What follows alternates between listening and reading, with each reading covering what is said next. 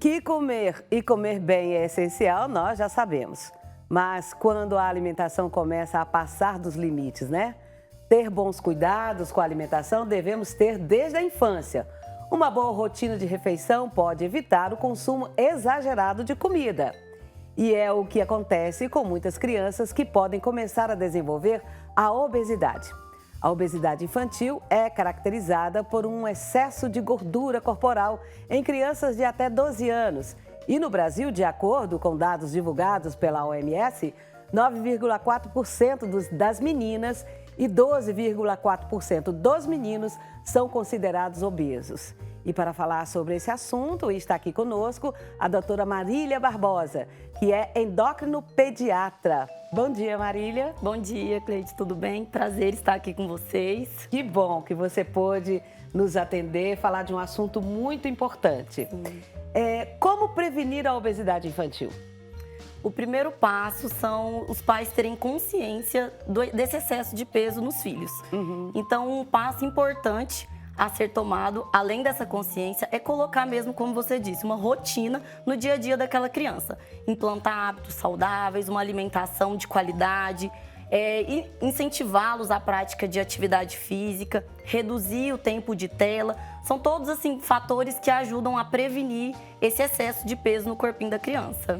Excesso de tela quer dizer que a criança fica no computador, fica no tablet, fica na TV. Dá uma vontade de comer, é isso? Aumenta muito a ansiedade. E acaba que naqueles jogos também, videogame entra também nesse tempo de tela. E durante aqueles jogos, aquela ansiedade aumenta e eles vão comendo sem nem perceber. E quando vê, já foram inúmeros pacotes de bolacha, de skinny, de salgadinho, de fast food no geral mesmo. Então, tá tudo dentro desse global que a gente chama de tela, né? O videogame, televisão, celular, tablets. Eu vou fazer uma consulta, se você me permite, telespectador. Aquela coisinha aqui de vó, meu netinho bem atrás aqui. A minha família, todo mundo tem o gene da gordurinha.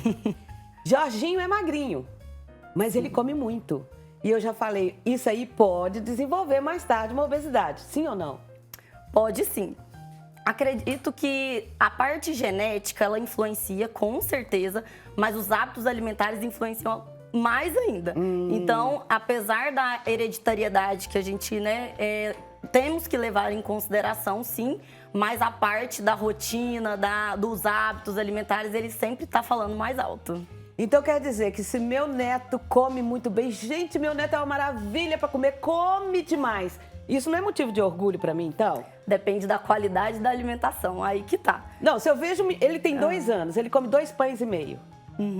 Então a gente tem que ficar de olho, já temos que começar a dar atenção desde então. Tá certo.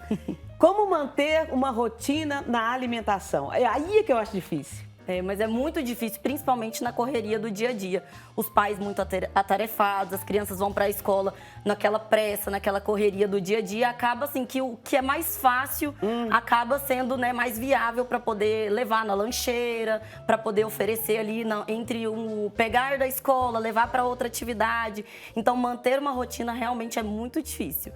Mas com a prática, o dia a dia, quando se estabelece metas, por exemplo, acaba ficando um pouco mais fácil. Dá para seguir, sim.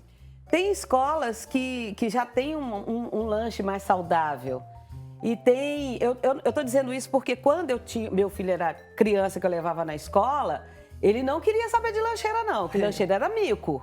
Eu não sei se ainda continua assim. Ainda continua? Continua. Então, que as escolas ofereçam lanches saudáveis, né? Sim. Muitas escolas até têm implementado o trabalho, vamos dizer assim, da nutricionista em organizar todo aquele lanche. As que oferecem, inclusive até as escolas públicas atualmente, elas têm mesmo implementado esse trabalho, esse conjunto da nutrição junto com os lanches ofertados nas escolas públicas. Então isso é bem legal. Bom, em um quadro de obesidade infantil, o que os pais devem fazer de imediato para reverter? Já tá instalado ali o gordinho que toda vovó acha fofo. Que coisa cuculhu, mas não é bem assim, né? Não, lembrando que não é fofo ser gordinho, né? Nós precisamos ser saudáveis e nós precisamos colocar isso na nossa família desde o quanto antes, o mais cedo possível. e os pais perceberem e procurar uma ajuda, seja ela da nutricionista, seja ela da parte médica mesmo. As crianças precisam ser acompanhadas desde o princípio para serem colocadas em curvas específicas para avaliar a estatura, o peso e o índice de massa corporal, que é o IMC. Somente através desses gráficos que nós podemos definir e diagnosticar a criança, por exemplo, com sobrepeso ou com a obesidade, e a partir de então iniciar todo um acompanhamento especializado para poder reverter, vamos dizer assim, essa situação. Olha, eu acho isso muito importante. Ontem teve aqui uma psicóloga falando sobre a compulsão alimentar. Sim. E precisa de um atendimento como é que fala? Disciplinar mesmo. Disciplinar, né? Então, uma criança que está assim, já com esses hábitos tão já consolidados, né? Então ela precisa mesmo de um atendimento psicológico também, né? Precisa do acompanhamento médico, é essencial. O acompanhamento psicológico para ajudar a estruturar, vamos reestruturar tudo aquilo ali, né? Que muitas vezes ficou perdido, principalmente depois da pandemia. Isso acabou se perdendo no decorrer desses 2 anos. E também o acompanhamento nutricional para poder montar uma rotina, ajudar ali na base estrutural daquela família. Ok. O fato de uma criança ser mais pesada ao nascer aumenta a probabilidade dela se tornar uma criança obesa? Nós precisamos com certeza acompanhar.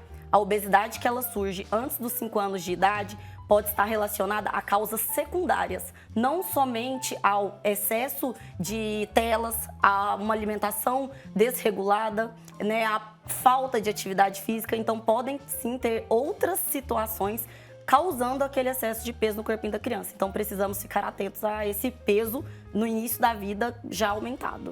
E mamães diabéticas podem gerar filhos fortinhos também? Sim.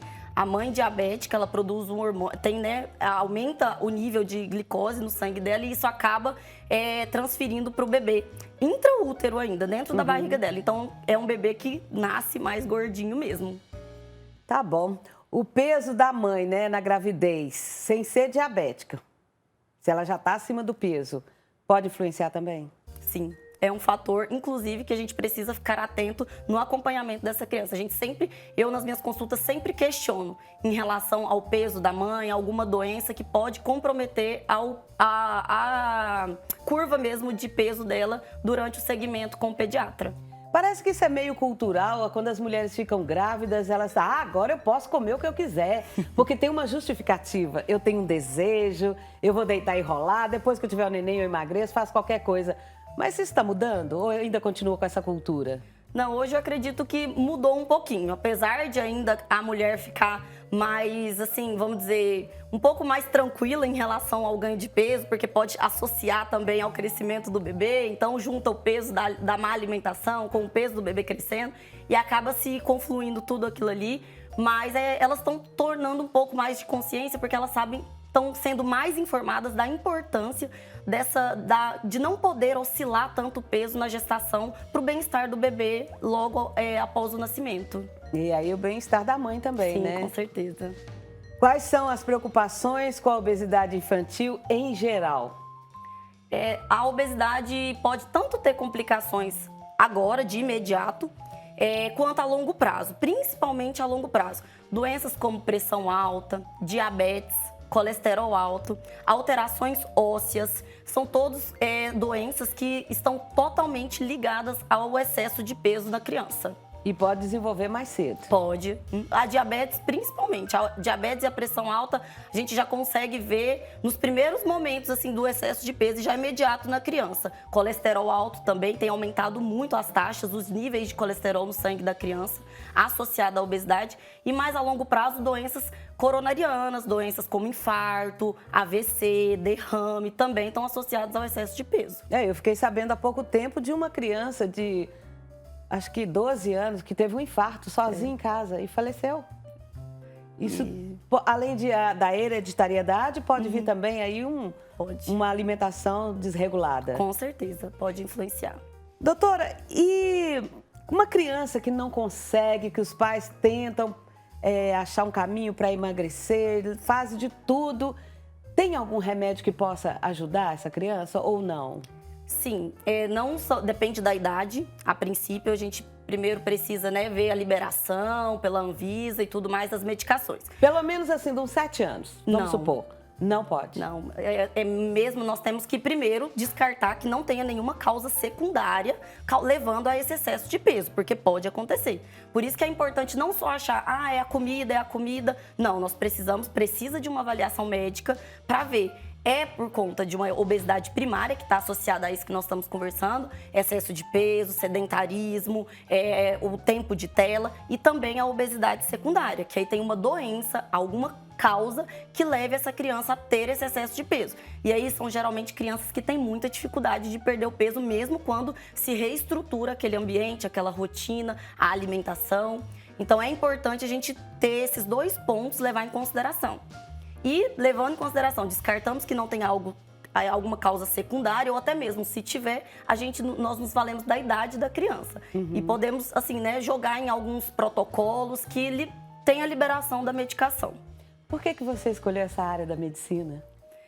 Então, a pediatria... A pergunta particular. Lógico que eu ia fazer. A pediatria por ser apaixonada mesmo em criança, né? Eu acho que o reino de Deus é delas, assim. Então, é fascinante. E a endocrinologia por conta da percepção mesmo, de ser uma especialidade que vai muito além de ser apenas uma troca médico-paciente. Eu acho que eu preciso me envolver com a criança, com a família. Então, a endocrinologia me permite isso. Então, foi por isso que eu escolhi.